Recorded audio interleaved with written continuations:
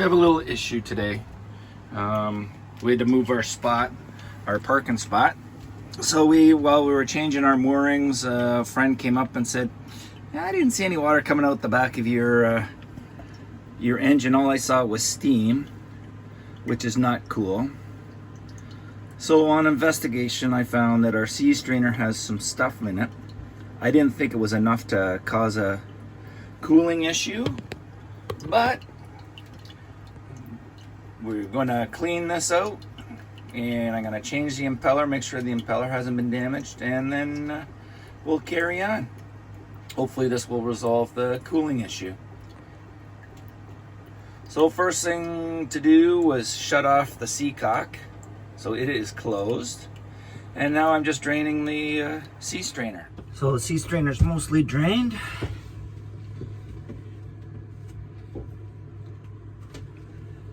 Now we'll have to take this off. And then we have to check all the tubing, make sure that the hoses are clear.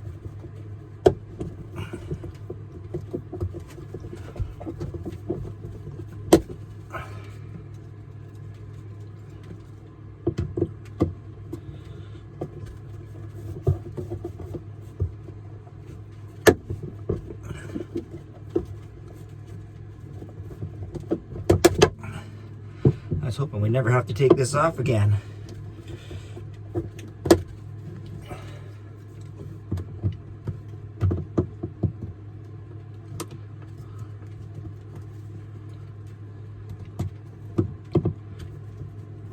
But alas, we do. There we go.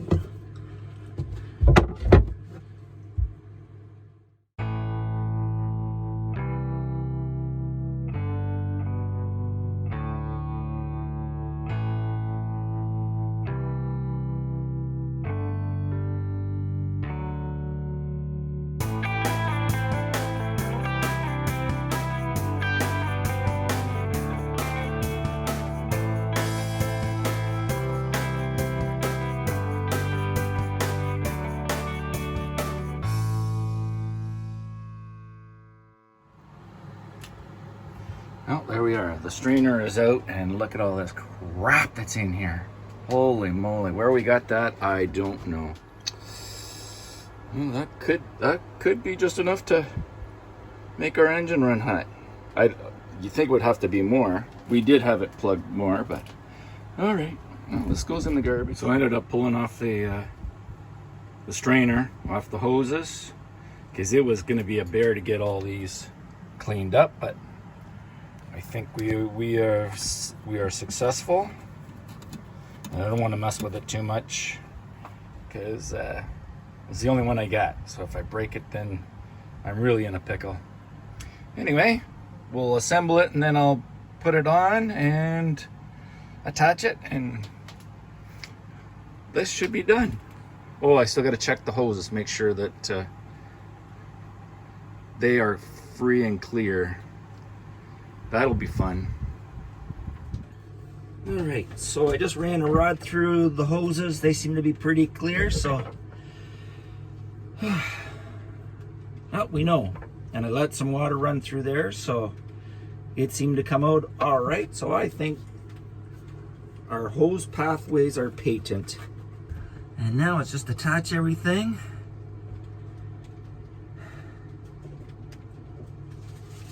And yeah, we should be good.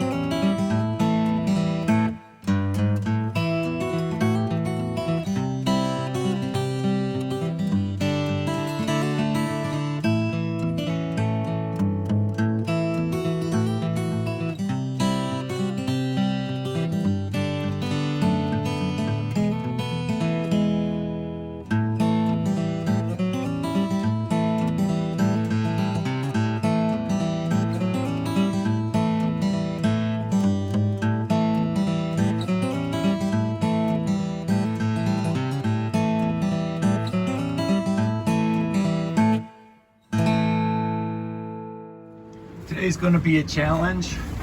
It's a very cool, blustery day. No beach today. So I think we're going to tackle changing up the saltwater impeller. And it's going to be a challenge because we have no access points. The impeller is back here and I have no side access. So I think that means I got to pull the alternator to get at the impeller. I can't go through this way according to the service manual. Yeah, it's all just the back end of the impeller. Still got to come out that way. So, oh boy, big job, bigger than I thought it was gonna be. Take two. Let's try this again. I just popped it back down in here. Somehow or other I shut it off. But there we are. The impeller itself looks like it's in pretty good shape, which is a good thing. I was really worried about that a little bit.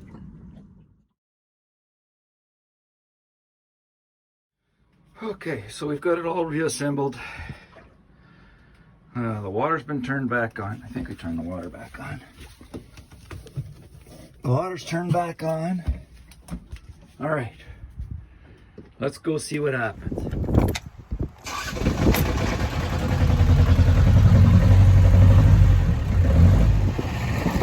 We're getting lots of water. That's a good thing.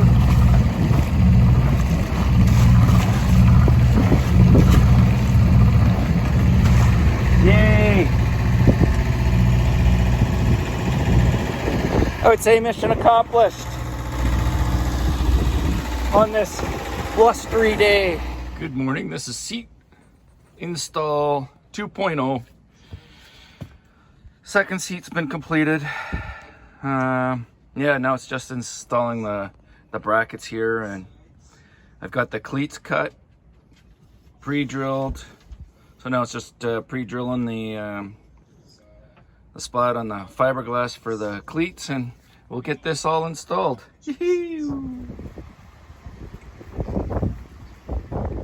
Well, that's the seat extensions done and installed. This is the port side, and then over here's on the starboard side. Pretty good, I think. Not bad.